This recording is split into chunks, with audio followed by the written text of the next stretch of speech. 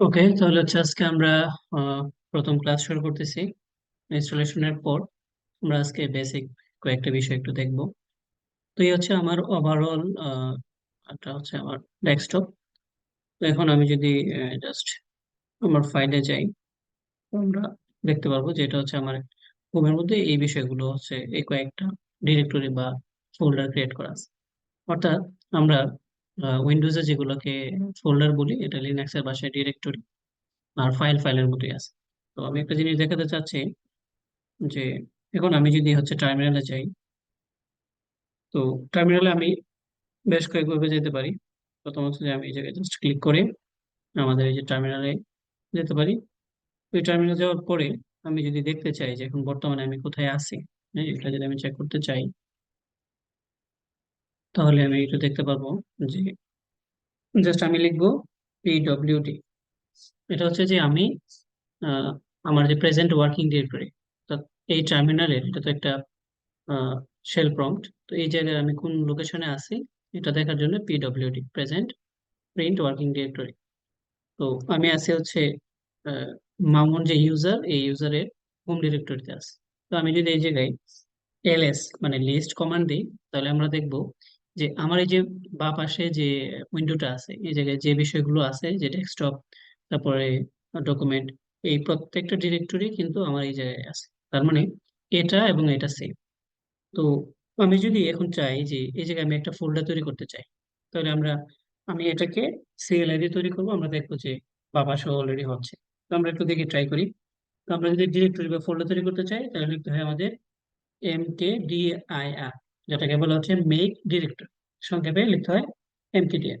তো আমি লিখলাম যে হচ্ছে test1, দিয়ে জাস্ট আমি এন্টার দিব। এবং লক্ষ্য করেন যে আমার এই পাশে যে test1 নামে একটা অলরেডি তৈরি হয়ে গেছে। তার মানে একদম সিম্পল। এখন এটা যদি আমি এই সেম জিনিসটা আমি তো ওই জায়গায় বা পাশে উইন্ডোতে তো আমি দেখতে পাচ্ছি। হ্যাঁ, আমাকে এটা যেহেতু এটা আমার জিওআই মোড, বাট আমি যদি সিএলএ দেখতে চাই, জাস্ট আমি লিখবো এলএস, দিয়ে দেখবো যে আমি যেটা তৈরি করছি এটা অলরেডি এই জায়গায় আছে test1। তো এটা হচ্ছে আমার ডিরেক্টরি। এখন আমি যদি এই ডিরেক্টরিতেই একটা ফাইল তৈরি করতে চাই, তাহলে আমাকে লিখতে হবে জাস্ট টাচ। টাচ রেখে আমি জাস্ট ফাইলের নামটা দিব। তো আমি ফাইলের নামটা দিতে চাচ্ছি যে ফাইল1। জাস্ট এন্টার দিলাম। লক্ষ্য করেন এই যে বাঁ পাশে অলরেডি ফাইল1 নামে একটা ফাইল চলে আসছে। তো আমি এখন যদি এই যে আবার এলএস কমান্ড এক্সিকিউট করি, তাহলে দেখবো এই যে ফাইল1 নামে একটা ফাইল চলে আসছে। তো এই ফাইলগুলো, এই ফাইল এবং এই ফাইল সেম কিনা আমি যদি দেখতে চাই, তাহলে আমরা বিভিন্নভাবে চেক করতে পারি। তাহলে আমরা একটা কাজ করি যে আমি সিএলআই তে এই ফাইলের মধ্যে কোনো একটা কিছু লিখবো। লেখার পরে আমি ওই বাঁ পাশে উইন্ডোটা গিয়ে আমি চেক করে দেখবো যে ঠিক আছে। তা আমি যদি এই ফাইলে কিছু লিখতে চাই, তাহলে আমরা অনেকভাবে লিখতে পারি। অনেকগুলো এডিটর আছে যেগুলো দিয়ে আমরা হচ্ছে লিখতে পারি। এর মধ্যে হচ্ছে সব থেকে জনপ্রিয় হচ্ছে বিআই। বিআই দিয়ে আমি হচ্ছে ফাইলের নামটা দিই। দিলে আমার এটা কি হবে, ওপেন হবে। তো আমি জাস্ট হচ্ছে বিআই ফাইল দিলাম। তো আমার এটা ওপেন হলো। তো এটা হচ্ছে জাস্ট ওই আমাদের নর্মালি উইন্ডোজের মধ্যে যেরকম আমরা একটা ফাইল ওপেন করি ঠিক এইভাবে। তো এটাতে লিখতে হলে এই জায়গায় জাস্ট এখন একটা কমান্ড মোডে আছে, লিখতে হলে কিবোর্ড থেকে আই প্রেস করতে হবে। কিবোর্ড থেকে জাস্ট আই প্রেস করতে হবে। তো আই প্রেস করার পরে জাস্ট আমরা এটাতে লিখতে পারবো। আমরা যা লিখতে চাই আমরা যে হচ্ছে কি করতে পারবো, লিখতে পারবো। Just minute. ওকে, তাহলে আমি যে লিখতে চাচ্ছি যে this is just, sorry, this is test file to check. এটা থেকে হচ্ছে আমি যদি বের হতে চাই, তাহলে এসকেপ দিব। এসকেপ দিয়ে হচ্ছে আমাদের শিফট কোলন, তারপর নিচে দিব হচ্ছে এক্স, মানে এই ফাইলটা সেভ হবে। এটা আমরা আরো বিস্তারিত দেখবো পরবর্তী ক্লাসগুলোতে। এখন জাস্ট হচ্ছে আমি একটা এক্সাম্পল দিচ্ছি। তো এই ফাইল1 নামে জাস্ট আমি একটা টেক্সট লিখছি। এটা যদি আমি সিএলআই তে দেখতে চাই কি লিখছি, তাহলে আমরা ক্যাট ইউজ করতে পারি। ক্যাট ইউজ করে জাস্ট আমার ফাইলের নামটা দিব। তো এই যে দেখেন আমি যে এই ফাইলে যা লিখছি, this is test file to check, এটা আমার প্রিন্ট করতেছে। তো সেম জিনিসটাই আমাদের এই যে ফাইল আছে এটাতে একই জিনিস আছে কিনা আমরা যদি চেক করতে চাই, জাস্ট ডাবল ক্লিক করব। দেখেন এই যে আমি ওই জায়গায় যা লিখছি সেম, তার মানে এটা একই জিনিস। Is it clear? ওকে, তাহলে আমরা আজকে মূলত যে বিষয়গুলো দেখলাম যে একটা ডিরেক্টরি কিভাবে তৈরি করতে হয়, একটা ফাইল কিভাবে তৈরি করতে হয়, আর এডিটরের বিষয়টা আমরা এই পরবর্তীতে নেক্সট ক্লাসগুলোতে দেখবো। তো এখন আমরা দেখবো যে কিভাবে আলটিমেটলি এক ডিরেক্টরি থেকে আরেক ডিরেক্টরিতে যাওয়া যায়। হ্যাঁ, এটা একটু দেখতে চাই। তো আমি যেটা দেখলাম কিছুক্ষণ আগে যে পিডব্লিউডি দিলে আমার প্রেজেন্ট ওয়ার্কিং ডিরেক্টরি দেখায়, যে আমি বর্তমানে আছি হোম এবং মামুন ইউজারের হোম হোম ডিরেক্টরিতে আছে। তো এখন আমি যদি চাই যে আমরা যখন এই যে এলএস কমান্ড দিলাম, যে জায়গায় আরো বেশ কিছু ডিরেক্টরি আছে, যে কোনো একটা ডিরেক্টরিতে আমি যেতে চাই, সাপোজ আমি ডাউনলোডসে যেতে চাই, তাহলে আমি জাস্ট লিখবো কি সিডি। সিডি মানে হচ্ছে চেঞ্জ ডিরেক্টরি, আমি এক ডিরেক্টরি থেকে আরেক ডিরেক্টরিতে যেতে চাই। তাহলে আমি জাস্ট হচ্ছে কি লিখবো ডাউনলোড।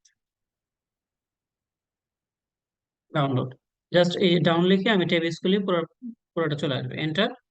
তো এখন আমি যদি আবার পিডব্লিউডি দিই, তাহলে আমি দেখবো যে আমি আছি কোথায়, এই ডাউনলোড ডিরেক্টরিতে আছে। এবং এই ডাউনলোড ডিরেক্টরি কোনো কিছু আছে কিনা, আমি যদি এলএস দিই তাহলে কিছু নাই, জাস্ট সিম্পল। এই জায়গায় যদি আমি আবার কোনো ডিরেক্টরি তৈরি করতে চাই বা ফাইল, তাহলে আমি ফাইল তৈরি করতে চাচ্ছি টাচ test1, আমি দুইটা ফাইল তৈরি করতে চাচ্ছি test2, এন্টার দিলাম, এলএস। আমি দেখতেছি যে অলরেডি আমার দুইটা ফাইল তৈরি হয়ে গেছে। এটাকে আমরা অন্য একটা কমান্ডের মাধ্যমে দেখতে পারি, জাস্ট ট্রি। ট্রি লিখলে, সরি আসলে ট্রিটা হচ্ছে এই যে ইনস্টলেশন নাই, এটা আমরা পরে দেখবো, সমস্যা নেই, আমরা জাস্ট এলএস দিয়ে আমরা দেখতে পারি।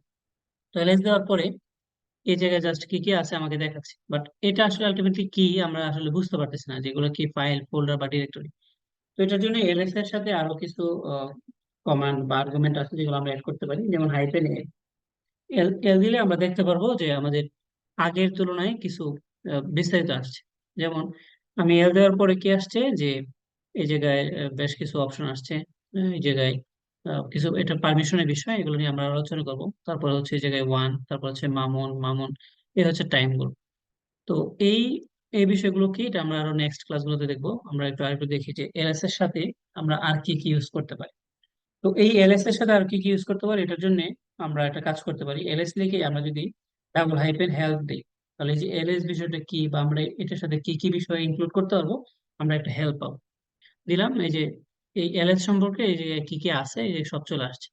যেমন এলএস এর সাথে আমরা যদি এই যে এই বিষয়গুলো অ্যাড করি, যেমন এ, তাহলে মানে all, do not ignore entries starting with, মানে আমি যদি এলএস এর পরে হাইফেন স্মল এ দিই, তাহলে এই ডিরেক্টরিতে যা আছে সব কিছু চলে আসবে। সো এক্সাম্পল দেখি, আমরা যদি এলএস দিলাম প্রথমে, তো আমাকে এই দুটো দেখাচ্ছে। এখন আমি যদি এলএস এর সাথে হাইফেন স্মল এল দিই, তাহলে দেখবো যে আরো দুইটা ডট ডট আসছে, তার মানে হিডেন ফাইলগুলো সহ মানে যা আছে সবকিছু আমাকে দেখাচ্ছে। আচ্ছা, তারপরে আর কি আছে এই জায়গায়, আমরা যদি দেখতে চাই যে আরো অনেকগুলো অপশন আছে, যেমন দেখি আর একটু, যে এইস মানে হিউম্যান রিডেবল, আমি যদি এইস ইউজ করি, তারপর আমরা ইউজ করতে পারি যে এল এর H, L S H, sorry, L S H. আচ্ছা, এই জায়গায় হিউম্যান রিডেবল বলতে আলটিমেটলি দেখেছে আমাদের যে ফাইল বা ডিরেক্টরি গুলো থাকে, এগুলো হচ্ছে সাইজ গুলো বাইটে থাকে। তো বাইটে থাকলে মানে এগুলো তো আমরা আলটিমেটলি বুঝি না যে কত বাইট, তখন এইগুলোকে আমাদের হিউম্যান আন্ডারস্ট্যান্ডিং এর ফরম্যাট নিয়ে আসার জন্য আমরা এইচটা ইউজ করতে পারি। তো এই জায়গায় আমাদের যে ফাইলগুলো আছে test1 test2, এগুলোতে আলটিমেটলি তো কোনো কন্টেন্ট নাই, যে কারণে এই জায়গায় সাইজটা আসতেছে না বা এই জায়গায় জিরো জিরো শো করতেছে। ঠিক আছে, যেমন আমরা যদি এই জায়গায় কিছু লিখি, যেমন জাস্ট ভিআই, আমরা কি করলাম টেস্ট 1, টেস্ট 1 আমি কিছু লিখতে চাচ্ছি। আমি লিখতে চাচ্ছি যে এরকম, দিস ইজ টেস্ট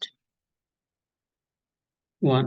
এরপরে আমি যদি চাই যে এগুলোকে জাস্ট আমি কপি করব, আমি জাস্ট আপাতত কিছু কপি করে টেক্সট বাড়াচ্ছি, পরবর্তীতে আমি দেখাবো সমস্যা নেই।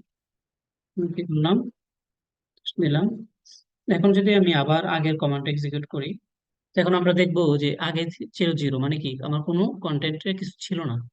এখন আমি বর্তমানে কিছু টেক্সট এই জায়গায় ইনক্লুড করছি এবং এই জায়গায় আসতেছে আমার কি 1.6K মানে কিলোবাইট, আমি বুঝতেছি। বাট আমি যদি এই জায়গায় ইনক্লুড না করি, তাহলে দেখেন এই যে 1635, তাহলে এটা কি আমি বুঝতেছি না। এইভাবে হিউম্যান রিডেবল করার জন্য আমরা এই এলএস এর সাথে এইচটাকে ইনক্লুড করতে পারি। তো এছাড়াও আরো যে কোনগুলো যেগুলো কোনটার কি কাজ, এটা জানার জন্য জাস্ট আমরা যে এলএস দিয়ে আমরা কি করব, হেল্প নিব। তার পরবর্তীতে আমাদের সকল ইনস্ট্রাকশন চলে আসবে যে কোনটা কি কাজ, এই টোটাল এইটা আমরা দেখতে পাবো। তো এই হচ্ছে আজকের মতো ওভারঅল। ঠিক আছে, আমরা নেক্সট টাইম আরো বেসিক থেকে অ্যাডভান্স লেভেলের কাজগুলো দেখবো। ধন্যবাদ।